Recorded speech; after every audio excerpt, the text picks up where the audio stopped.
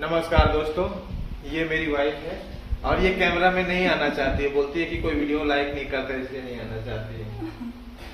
और ये भी रोटी बना रही है बाबा के लिए और बोलती है कि चंदन के सर कोई वीडियो को लाइक नहीं करता इसलिए कैमरा में नहीं आऊंगी। क्या दिक्कत है? क्या दिक्कत है? क्या प्रॉब्लम है? क्यों नहीं आना चाहती? कैमरा से क्या दिक्कत है? वीडियो में क्यों नहीं आना चाहती है?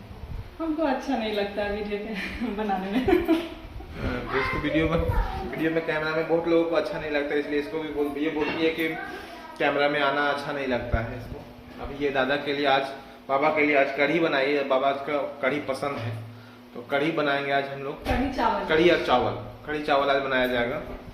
डाल दिया गया है।